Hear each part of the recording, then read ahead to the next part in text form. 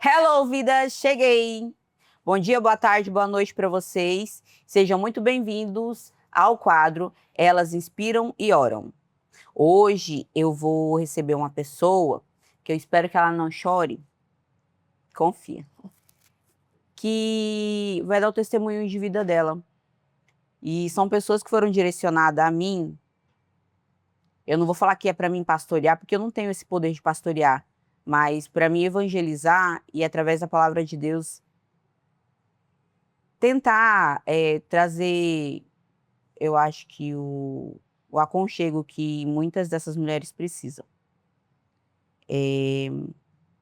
Mas antes de tudo, você sabe que eu sempre começo com uma palavra. E por acaso eu abri aleatoriamente e caiu em Provérbios 17, que diz: melhor é um pedaço de pão seco com a paz e a tranquilidade do que uma casa onde há banquetes e muitas brigas. O servo sábio dominará sobre o filho de conduta vergonhosa e participará da herança como um dos irmãos. E já foi pancada de começo, né? Então, vamos lá para aquela surra que vocês gostam de levar? Que eu não sei se vocês gostam, mas vocês levam do mesmo jeito. E a palavra foi bem clara que antes você ter pouco e ser feliz e ter uma casa com abundância em saúde, felicidade, cumplicidade, do que você ter uma mesa farta, você ter tudo que acha que é necessário e seu casamento está definhando, você não ter saúde, você não ter uma vida profissional que deseja, você não ser reconhecido como pessoa, você não ser reconhecido entre a tua família, entre seus bens, e seus entes queridos. Então, agradar a Deus é difícil, mas agradar o ser humano é pior ainda. Porque a gente nunca está satisfeito com pouco. Nós sempre queremos mais e mais e mais e mais. Só que a distância do mais para Deus é gigantesca. Porque quanto mais a gente quer, menos a gente se aproxima. Porque a cobrança para Deus é maior. E a nossa cobrança de convivência, de comunhão, de fé e adoração se torna minúscula. Porque nós vamos estar sempre atrás do mais. E às vezes o pão seco satisfaz milhares. E às vezes um banquete não satisfaz um. E é isso. Mas eu apresento a vocês hoje a Sandreia. Seja muito bem-vinda, Sandreia. Obrigada. Não chore, Sandreia, que nós já deixamos. Cadê os lencinhos, Lucas e Kelvin? Os lencinhos para Sandreia. A Sandreia, ela faz parte do nosso PELHA, que é o nosso encontro semanal de mulheres que estão aqui para não se aproximar somente da palavra, mas sim se aproximar mais de Deus. O PELHA ele foi criado com a intuição de unir pessoas por um milagre único, que eu falo que é a salvação divina. E a gente busca incessantemente isso todos os dias. E, contudo, a gente acaba virando amigas, cúmplices, ouve problemas, ri, chora junto, vivencia aquilo ali durante uma vez por semana e vai se estendendo. Então, é um círculo que podia ser milhões, mas as poucas que estão, elas estão ali para poder fazer o bem, não só para si, mas para as outras também. E agora se apresente, Sandreia. Quem é a Sandreia? Da onde veio a Sandreia? Bom, eu me chamo Sandreia, eu sou natural do Acre, vim para Ariquemes em busca de melhoria, em busca da minha família, que eu perdi minha mãe e eu fiquei sozinha no Acre, sem assim, alguém que eu me sentisse abraçada, acolhida, né? E vim buscar isso aqui. E sou mãe, tenho 3 crianças, sou esposa, tenho um marido maravilhoso. E é isso. Certo, aí. Você acha que é só isso? Não, tem mais. Aqui. Então me conta quem é a Sandreia, quem é a criança que cresceu, como foi sua vida. tudo que você passou, porque as pessoas elas querem conhecer uma Sandreia que elas não conhecem, porque é fácil às vezes ir no teu trabalho te conhecer como uma pessoa que está ali exercendo aquela função. É fácil eu te ver na rua, ver com as suas crianças e falar, nossa, que mãe exemplar, que tal, não sei o quê, ver como esposa. Então cada um tem uma visão das pessoas que é temporário, né, são de momentos. Mas eu quero conhecer a Sandreia que não fala um A na célula, que chora, chora, chora e faz os outros chorar junto. Então, eu sou filha única, por parte de mãe. Não. Eu tive uma infância tranquila. Minha mãe trabalhava muito para me dar o melhor. Ai, já comecei.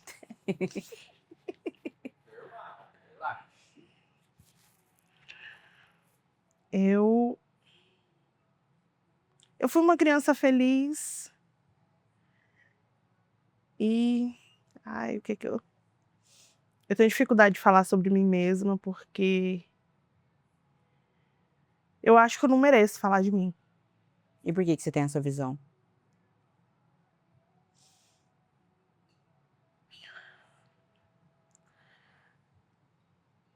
Eu acredito, assim, que eu poderia ser melhor. Eu poderia tentar dar o meu máximo e talvez eu conseguiria falar melhor de mim.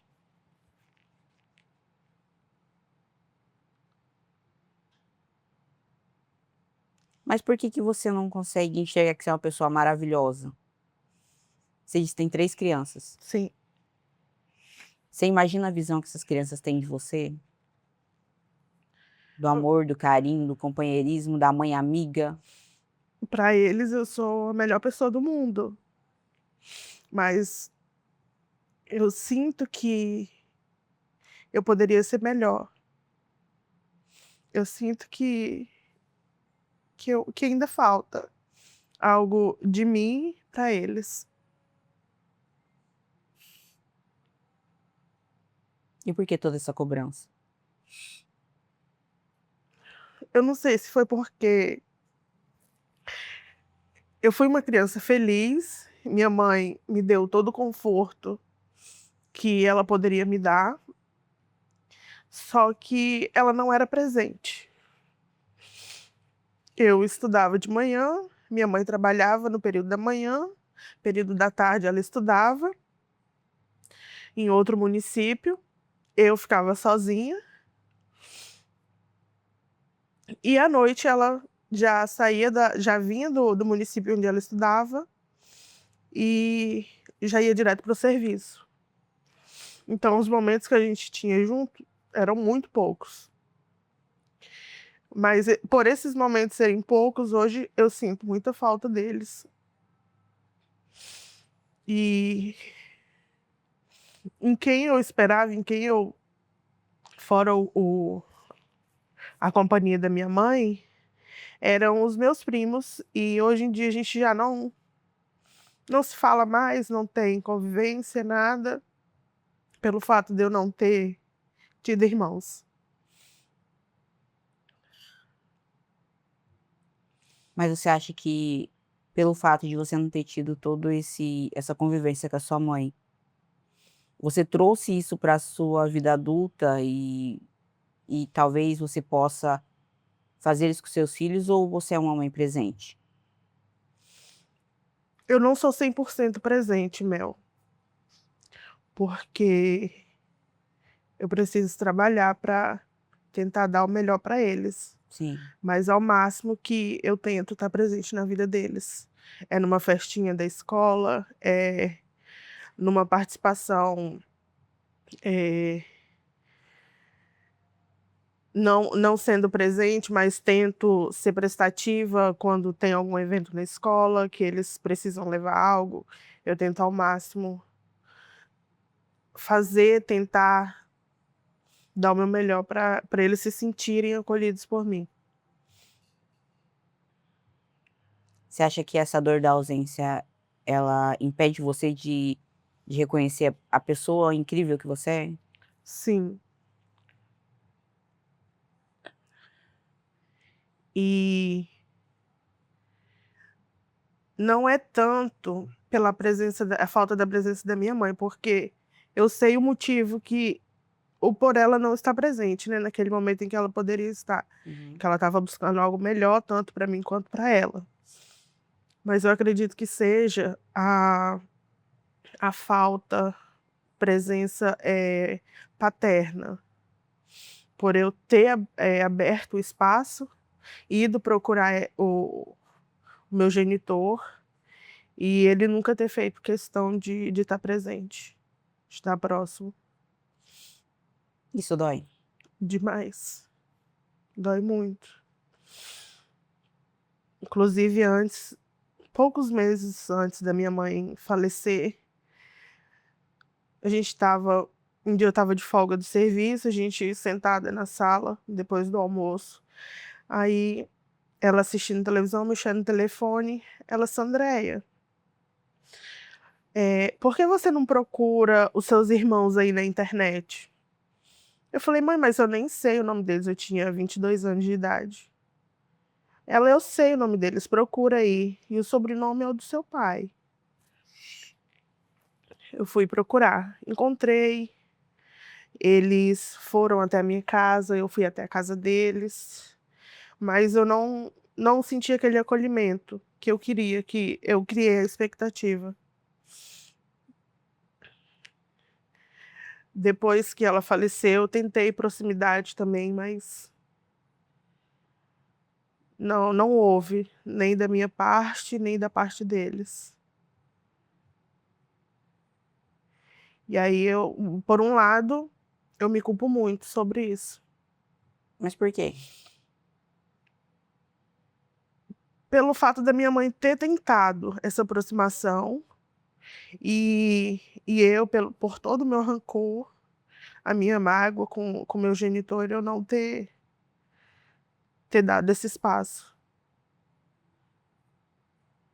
Mas você já parou para pensar que Deus ele é tão grandioso em tudo que ele faz, que às vezes a gente cria, igual você falou, a gente cria uma expectativa tão grande da situação, a gente busca tanto, a gente anseia tanto às vezes pela aceitação, pela conduta de família, por aquela proximidade, e às vezes ele colocou diante da gente pessoas e que não têm o mesmo sangue que a gente, não têm a mesma vivência que a gente, mas são família bem mais do que uma pessoa que tem proximidade, que tem o mesmo sangue, que tem o mesmo DNA.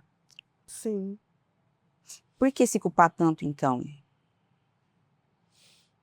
eu acho que é algo que eu preciso pensar mais sobre, mas eu me culpo por isso. Às vezes, assim, eu acredito que muitas das vezes eu não seja merecedora daquilo, Uhum. e aí eu me culpo por isso. Mas você não pode se colocar como vítima das circunstâncias, porque eu falo bem assim, ó, lá vai eu pregar. Eu falo assim que Deus ele é tão maravilhoso que quando a gente nasce, a gente já está predestinado a fazer algo na vida. Ninguém nasce, tipo, por nada. Tem crianças que nascem hoje e morrem amanhã. E às vezes elas deixam um legado na vida da mãe, do pai, dos entes. Tem pessoas que vivenciam anos e anos de vida ao lado da família. E sempre tem um legado e uma função, e eu a como que eu posso falar? Se a gente está predestinado a fazer algo na Terra que seja bom. Lógico que tem um livre-arbítrio que a gente pode fazer o que quiser, mas Deus ele é tão bom, ele é tão maravilhoso que ele coloca coisas na vida da gente que a gente não espera por aquilo. E às vezes a gente busca tanto, a gente anseia tanto, tanto por algo que não é aquilo que Deus quer.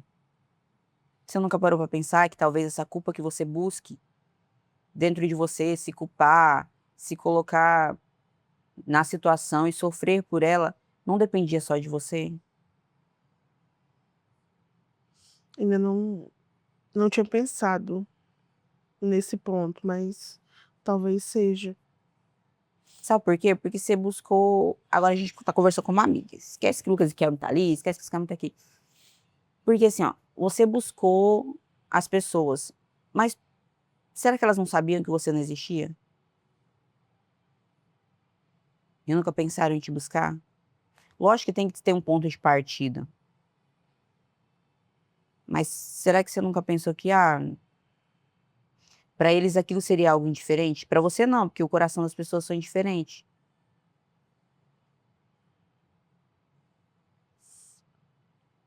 Eles sabiam da minha existência, mas assim, devido às circunstâncias de como foi o relacionamento da minha mãe e com o meu genitor, eu acredito que tem assim um rancor por trás de tudo isso. E aí eu acho que nem eles e nem eu não conseguimos essa aproximação devido ao relacionamento dos dois, de como aconteceu. Tá, mas e hoje o seu relacionamento ele é maravilhoso? Suas filhas são maravilhosas, é tudo maravilhoso. Você consegue enxergar que você não é o reflexo daquilo? E que aquilo não vai te fazer bem? Sim, consigo. Hoje os meus filhos para mim são tudo. São 3 crianças maravilhosas, a caçula. Eu ajoelhei e pedi muito a Deus para que ela estivesse aqui comigo hoje, porque não foi uma gravidez fácil. Com 3 meses, eu fui fazer uma ultrassom, o médico falou que eu estava com um aborto retido, que é quando o feto não tem Batimento. batimento, mas o útero não expulsa. E ele falou: pode procurar a casa de parto e procurar pelo um aborto, porque o seu neném não tem batimento. E ali foi terrível, a gente procurou uma ginecologista e foi, assim, algo de Deus, ela, naquele momento, porque ela falou: "Não, olha", aí uma foto do filho dela no consultório dela, ela falou: "Não, tá aqui, esse daqui é meu aborto retido. Vamos esperar, você não tá tendo sangramento, nada, não tá sentindo nada, vamos esperar uma semana". E foi uma semana, assim, longa, muito longa. E foi um momento ali que eu me senti muito, muito presente, muito próxima de Deus. Foi aquele momento que eu ajoelhei e pedi a Deus pela vida da minha filha, e hoje ela é o nosso milagre. E o xodó da casa, ela é a alegria da casa. Então você teve uma experiência com Deus mais próxima do que muita gente, então. Sim, tive. Muito. E como foi você chegar lá e saber que ela estava ali e você não poderia ter existido? Mel, foi algo assim que chega a arrepio em falar, Ela vai mas foi chorar também, algo eu tô só uma banana, oh meu Deus do céu, vai virar só o chororô isso aqui. foi algo assim tremendo, muito. O médico, eu não era daqui ainda, não morava aqui, eu era do Acre, eu tinha vindo passear na casa de parente. O médico falou: "Mãe, você é a mãe da semana passada que eu falei sobre o aborto, né? O feto não estava com batimento". Eu falei: "Sim". Ele: "Olha, ou a sua fé é muito grande, ou o aparelho estava com defeito". Eu falei: "Não, foi Deus, eu senti na hora que ele devolveu a vida para minha filha". E ele chorou junto comigo e me abraçou, porque ele disse que não tinha batimento nenhum e que era necessário um aborto, e hoje meu milagre está aí, com 4 anos. Deus, ele é tão grande que até os mais descrentes, que eu falo que é descrente não que não vá para a igreja, mas até os mais descrentes se rendem a ele quando ele opera milagre. Sim, Boa parte do pessoal que trabalha na medicina, eles tão acostumado com a rotina do automático, que tem que trabalhar com diagnóstico, que eles não entendem que um diagnóstico, ele só é dado quando Deus manda fechar uma sepultura. Sim. Mas enquanto Deus não manda, eu falo porque eu conversando com você, aí eu vou lembrando das pessoas que vão contando, que eu recebo relatos e relatos e relatos de mães. E eu acho que a pior dor que tem para uma mãe é ouvir que a criança não tem vida. Nossa, é uma dor muito grande. E foi assim, eu quis muito engravidar. Eu tinha 2 anos que eu tinha conhecido meu esposo. Ele é 1 ano mais novo do que eu e ele queria ter um filho. Só que eu tinha, assim, todos os problemas que para medicina eu não poderia engravidar. Além de estar tomando anticoncepcional, eu tenho ovário policístico, tenho endometriose. E para medicina, eu não. E o sobrepeso, né? Eu não engravidaria. Foi algo que a gente tentou por quase 1 ano. E aí a gente já tinha até pensado na possibilidade de adoção, pelo fato de da medicina não dar expectativa, né? E aí, um dia a gente sentou na beira da cama e falou: vamos conversar com Deus? E nem eu e nem ele já congregou há muito tempo em igrejas, mas tá fora até hoje da igreja. E a gente sentou e conversou. Se fosse da vontade de Deus, eu iria engravidar. E meses depois, a gente viajando de um município para o outro. Eu nunca sou de enjoar andando de carro. E nesse dia era uma viagem de 1 hora. A gente foi quase em 2 horas, porque eu estava passando muito mal durante a viagem. Falei, só tem uma razão, é a gravidez. E aí a gente deixou para fazer o exame aqui, foi quando tudo aconteceu. Que era final de ano, a gente ia descobrir qual sexo era, junto com a família e tudo. E aí foi quando foi tudo ao contrário do que a gente pensava.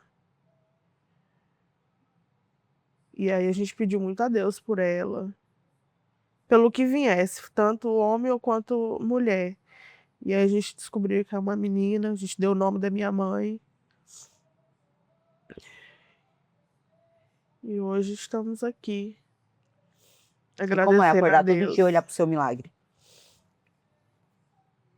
Eu acho que toda mãe é boba, né? Toda mãe acha que a cria é a coisa mais linda. Ela dorme comigo até hoje. Ela, mãe, eu te amo, você é minha princesa. É maravilhoso, meu Deus. Ela tá dormindo, eu tô admirando ela. Porque eu pedi muito a Deus por ela e pelos outros 2 também. Que antes dos 3, eu tive uma perda. Engravidei na minha adolescência, com 17 anos. Quando completei 18, o neném nasceu, prematuro extremo. Nasceu sem nenhuma anomalia, sem nenhuma deficiência, nada. Mas por ser muito prematuro, pegou infecção hospitalar. Com 5 dias de vida, ele fez diálise. Da diálise já veio outros problemas, convulsionou e acabou se tornando uma criança especial. E vivi e morei no hospital durante 6 meses, sem sair para nada. Chegava às 7 horas da manhã, saía 8, 9 horas da noite para dormir. E no outro dia, a mesma coisa durante 6 meses. E a única vez que eu saí do hospital com meu filho foi dentro de uma ambulância para ir em outro hospital realizar um exame. E depois dali,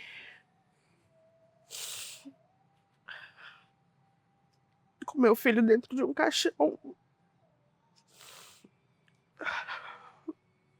E no momento,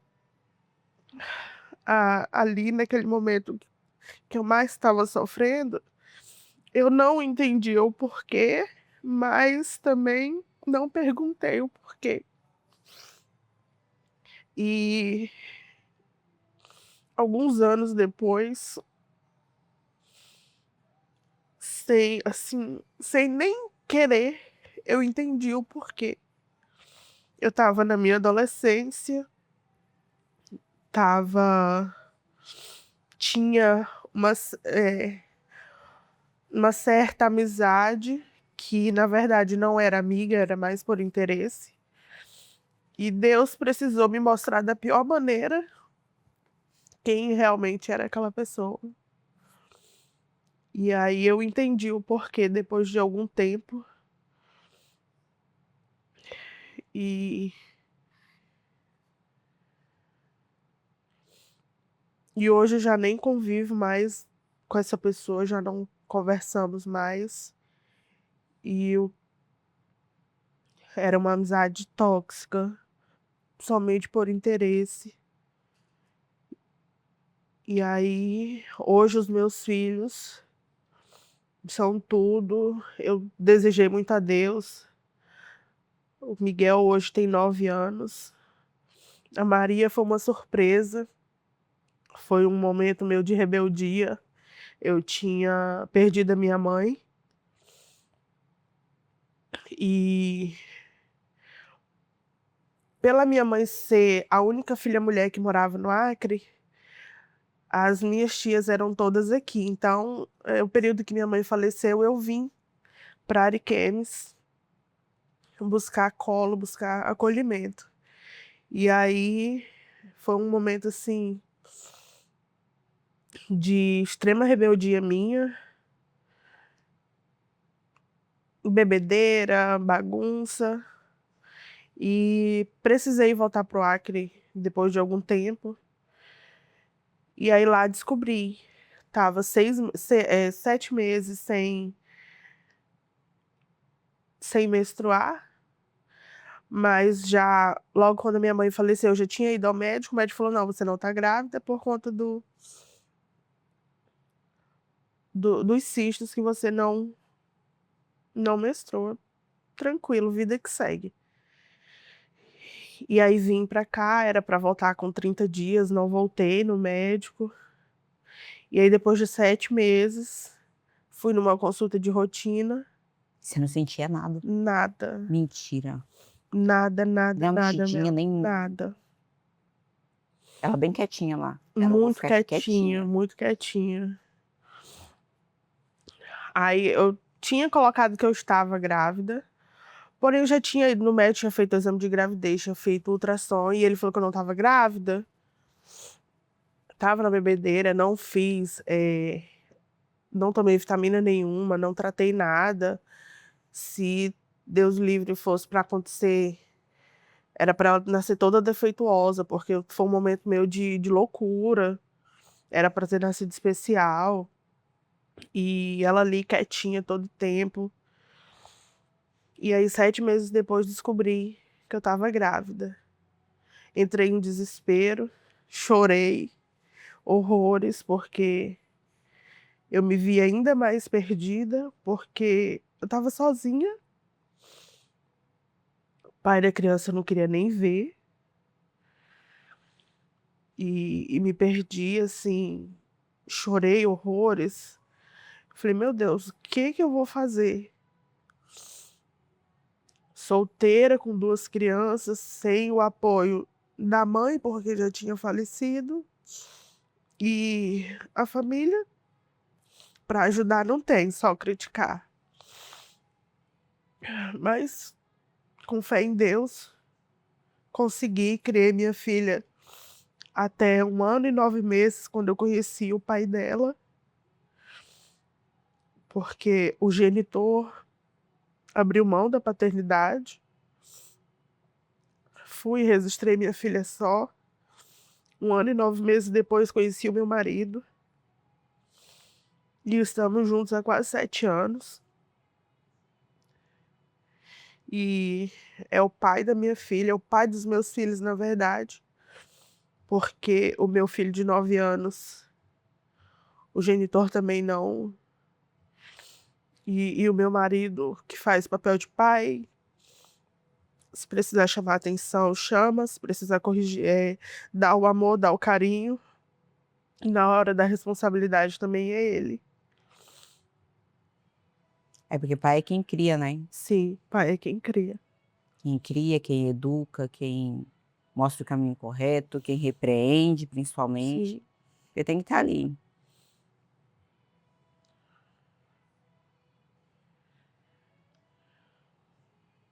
Vai, calma agora. E seu casamento, como foi? Ai, meu casamento. Foi no meu retorno de Ariquemes pro Acre. Conheci meu marido pelo Tinder. Mentira. Ó, virando figurinha. Conheci meu marido pelo Tinder.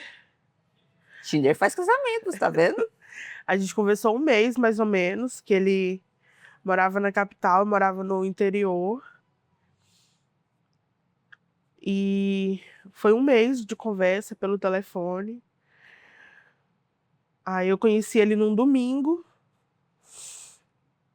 Fui embora, voltei pra casa. No outro domingo eu fui novamente na capital.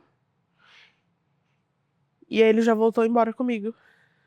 Mas vocês são rapidinho também, vocês não brincam serviço, não, ai. Uma semana a gente estava morando junto. E a gente tá até hoje. Se fosse bem planejado, não daria certo. Não, não daria. A gente já passou por muitos baixos. E hoje, graças a Deus, estamos vivendo bem. Ele é uma pessoa muito esforçada. Eu acredito que se minha mãe estivesse viva, ele era a melhor pessoa do mundo para ela.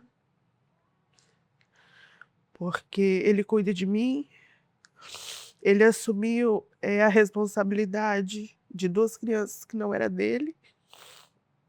E mais uma que é dele, né? Ele é uma pessoa muito boa. É o que eu falo, tem pessoas que nascem para ser homem. E tem pessoas que nascem para ser do sexo masculino.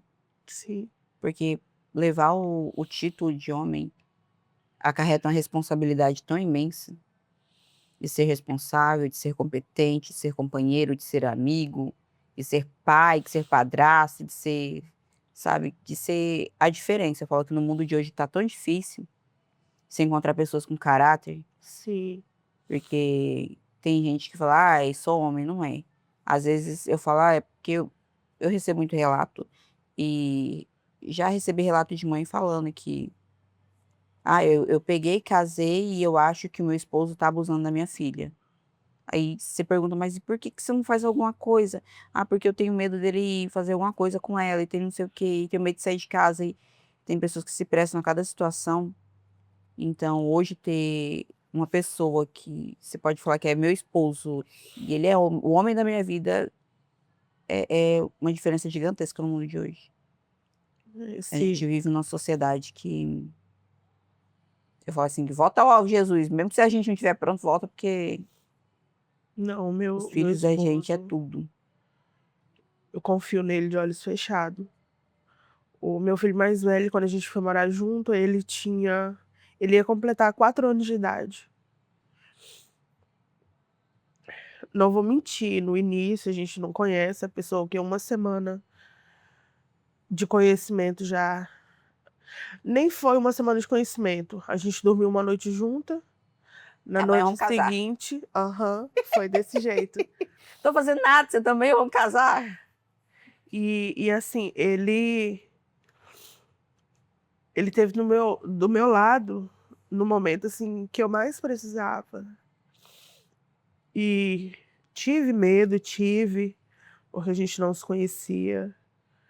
Mas se fosse algo planejado, não Não teria daria dado estar tudo tão certo. certo. Talvez não tinha durado o tempo que está durando. A gente já sofreu muito junto e continuamos juntos, um do lado do outro.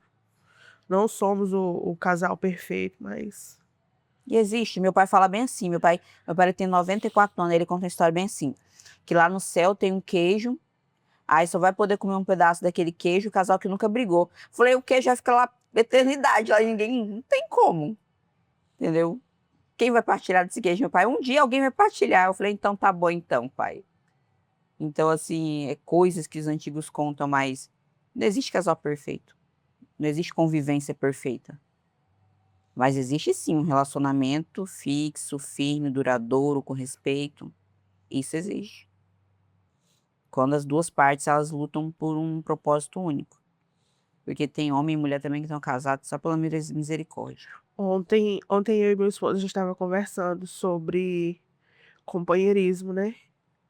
Ele viu uma postagem, um casal já bem idoso, muito tempo morando, casados, né? Vivendo ali na companhia um do outro. E a esposa faleceu primeiro e meses depois o companheiro dela, né? Falei, isso aí é o amor verdadeiro. Que um viveu ao lado do outro e já não fazia mais sentido. Aí eu falei, os meus avós. Minha avó faleceu dia 5 de novembro e dia 9 de fevereiro do ano seguinte, o meu avô faleceu. E ele faleceu dormindo, muito tranquilo. E todos os dias ele falava, sua avó tá vindo me buscar. E quando a gente menos esperou, ele foi para junto dela. Eu falei, é o companheirismo, é o amor, é a dependência um pelo outro. E às vezes a dependência não é nem igual as pessoas vivem hoje, que as pessoas vivem num mundo tão emergente que a dependência emocional, ela se tornou uma droga. A pessoa necessita estar com alguém, a pessoa necessita estar naquela situação, porque não consegue, que não sei o quê. Não, mas a dependência de antigamente era você, igual as araras, tem um amor para a vida toda, Sim. e é único e acabou. O meu pai, ele também, ele passou por um momento bem difícil quando minha mãe faleceu. Ela faleceu do lado dele, assim, e aquele alvoroço, e eu fui lá, eu tinha 10 anos, a gente tentando reanimar ela e tal. E meu pai passou por uma depressão absurda, absurda, absurda. E ele fala assim, às vezes ele fala brincando, né? Eu nunca vou achar na vida uma mulher como ela. Falei, que moela, pai? De galinha? Ele, não, como ela. Então, assim, é aquele amor tão genuíno que hoje as pessoas não têm mais. Isso. Antigamente era diferente, era tudo tão diferente. Era tudo tão mais sofrido, né? Era. Era E, tão. e o companheirismo era mais forte, né? Vamos acordar, vamos pra roça, pega a marmita, acorda a hora, vamos pra que não sei o quê. Meus avós vieram de Minas. Vieram de Minas, Ariquemes estava se formando ainda. Viveram um tempo aqui, não sentiram que era o lugar deles e seguiram mais para frente, foram para o Acre. E lá eles viveram a vida deles, um do lado do outro, Até a morte. até a morte. Sandré, agora eu vou te fazer 7 perguntas, que eu falo que 7 é o número da perfeição. E daí você vai respondendo lindamente. Que conselho você daria para essa Andréia adolescente? A Sandréia de hoje, se você pudesse voltar lá atrás.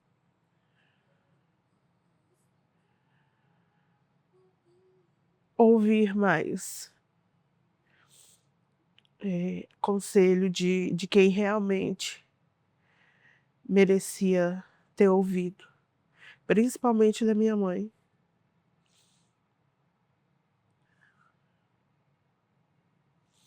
Hoje, qual que é o seu bem mais precioso? A minha família. E não é os parentes. É a minha família, meu esposo e os meus filhos. Você viu que você não depende deles? Se você pudesse escolher um único pedido e fosse o pedido mais soberano da tua vida, tipo, se Deus estivesse na sua frente e falasse, eu vou te conceder um único pedido, qual seria esse pedido?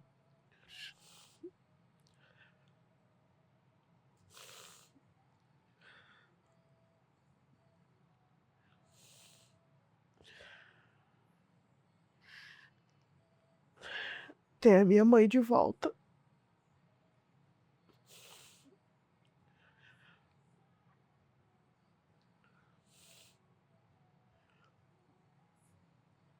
Aí você para de chorar, que eu choro, você chora, ou aí é só Deus.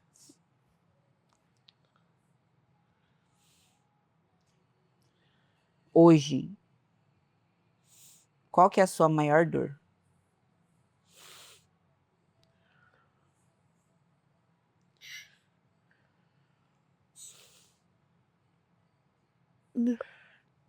É a perca da minha mãe.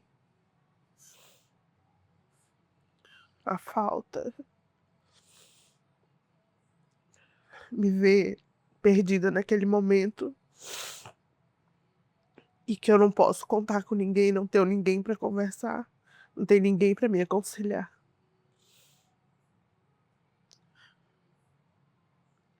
Não tem a minha mãe para conversar. Eu ia perguntar qual que era o seu maior milagre que Deus te concedeu, mas você já falou. A minha pequena. Ai, gente. Qual o conselho que você deixa para tantas mães adolescentes que estão passando o que você passou? E para as mães que às vezes desacreditam no milagre de Deus na vida delas?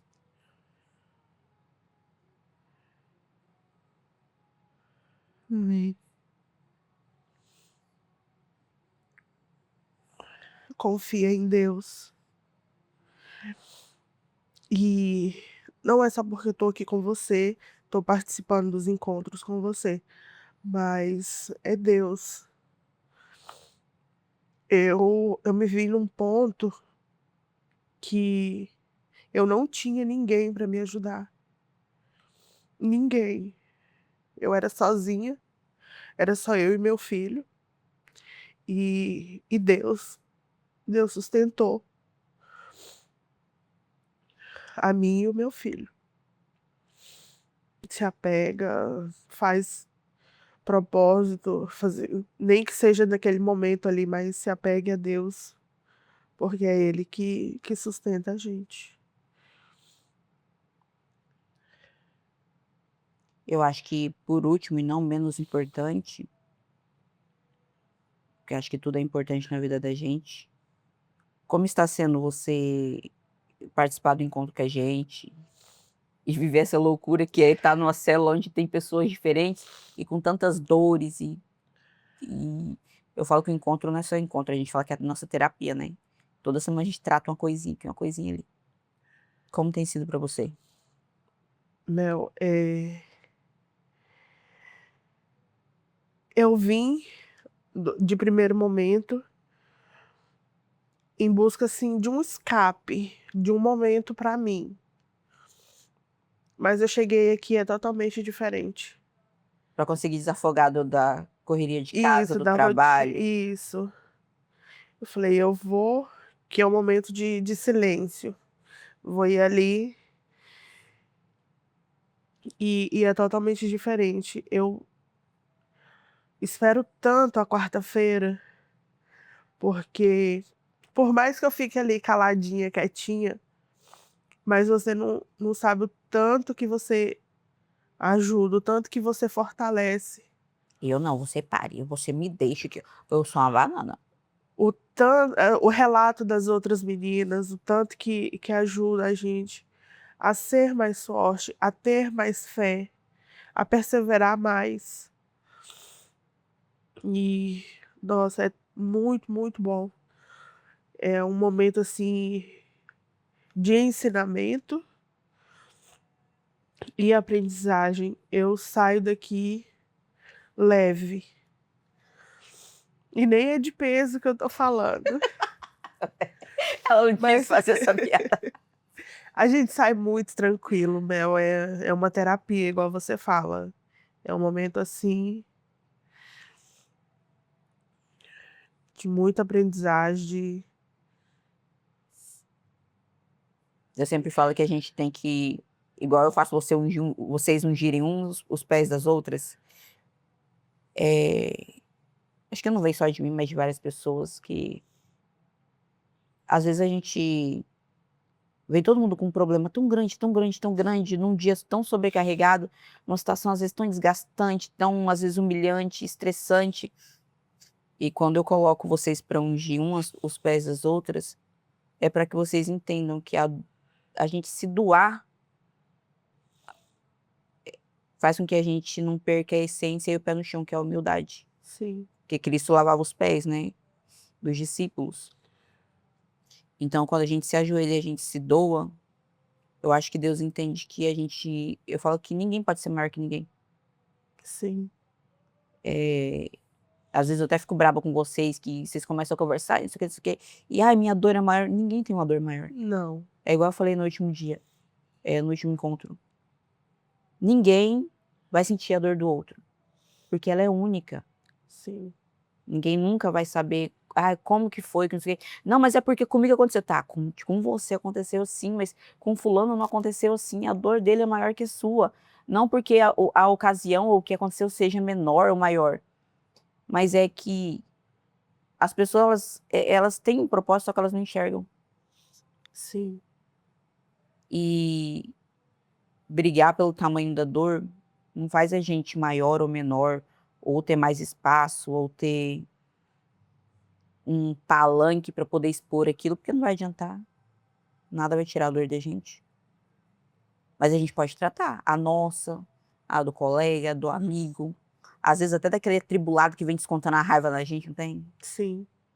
Vem descontar a raiva da gente. Por isso que eu ensinei vocês. Quando alguém vir tratar vocês mal, falar alguma coisa e tal, não discute. Pergunta pra pessoa, tá tudo bem? O que que tá acontecendo? Que às vezes a pessoa lá tá tão... Que é igual você falou assim, a gente não... Eu não encontrava um aconchego, um abraço amigo, um nada. Quantas pessoas pararam pra te perguntar se estava tudo bem, se você precisava de ajuda, se você precisava de um abraço, de um carinho, de atenção? É. Então a gente às vezes fica preso tão longe, tão longe, tão longe, que esquece de ver quem tá por perto. Sim. Agora você vai parar de chorar? Vou. Vou sim. Ai, Deus, eu segurando pra não chorar, pra não borrar a maquiagem toda aqui. Essa Andréia chora Eu de um tô lado, eu choro do outro. Ô, toda Deus. borrada. Olha, mas se a gente for pensar na palavra que saiu hoje, se a gente for ligar, eu falo assim que nada é por coincidência, que nenhuma palavra vem por coincidência. Mas a palavra dizia que um pão seco, ele alimenta. E que uma mesa farta não alimenta. Eu vou falar no contexto, Senhor, se Deus estiver me usando para pregar, que seja bem pregado, para não passar vergonha. Mas igual você falou, às vezes você buscou tanto para ter uma convivência em família, você esqueceu do seu pão seco. Sim. E não foi o que, ó, por Deus, eu não escolho palavra não, eu venho aqui e faço bem assim, ó. E coloca a mão aqui, eu tome, pronto, é isso. Então, por mais que a gente seja falho, não vamos esquecer do nosso pão seco, não. Porque ele tá ali todo dia sequinho, ele vai estar ali. Sim. E você para de se diminuir. Que você... Eu falo bem assim que eu sou muito de sentir as pessoas, eu não sei se isso vem de Deus, se não vem, se é coisa da minha cabeça ou não. Mas você tem um coração tão grande, eu nem tô falando de tamanho, igual você fala.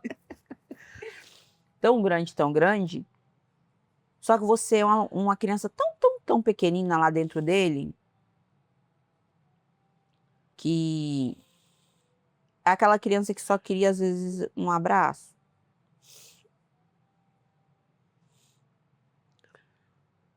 Por isso que essa criança chora tanto. Porque o grito de socorro dela não teve quem tava lá para ajudar. Ai, Deus, ela vai fazer a terapia da mulher todinha. Mas é. Você tem um coração tão grande, tão grande, tão grande. O problema é que a sua criança interior tão pequenininha, ela tá lá dentro sozinha, sufocada. Grita, escangalha, aguela e pede socorro, pede ajuda, pede um abraço. E conversa, coloca pra fora e para de se diminuir. Você não é menor, você é linda. Eu falo que eu acho, que se eu fosse feio, eu ia falar que você é feia também, né? Porque eu sou dessa. Você é linda, você é uma pessoa. A gente não convive diariamente, mas você é uma pessoa tão. Sabe aquela pessoa que você sente calma? Eu não sei se você é doida em casa. Se eu for, estiver passando vergonha, Deus, se eu estiver passando vergonha, Deus, olha. Mas não é. Pelo menos o que eu sinto não é assim. É as crianças que Deus coloca na minha vida. E a gente pega e acolhe. Porque se a gente não acolher, quem vai acolher? Quer um abraço? Quero. Eu tô vendendo, é 5 milhões. Quero sim. Ai, Sandreia. Obrigado, meu. De nada, Sandreia. Fala sempre, eu tô aqui sempre. É só. Tá bom. Nada, Sandreia. Não, não ouvi não, Sandreia. Jacho. Pare de chorar. E é isso, um abraço, um queijo, um beijo, bom dia, boa tarde, boa noite, até a próxima. Dá tchau, Sandré. Pô, Sandré. Tchau, gente. E nós é umas bananas, nós chora mesmo. Espero vocês no próximo encontro e que a gente chore menos. Porque eu duvido muito que a gente é umas bananas mesmo. Fiquem com Deus.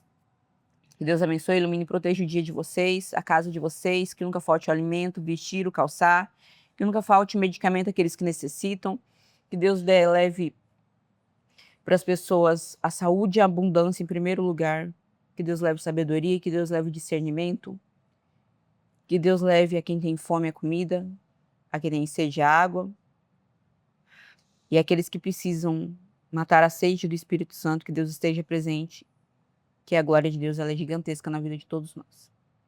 Então recebe a saúde na vida de vocês, em nome de Jesus. Amém, irmã? Amém. Amém. Tchau. Pai, tchau. Agora me abraça de novo. Oh, meu Deus do céu. Você vai ser aquelas criancinhas, não tem aquelas criancinhas assim.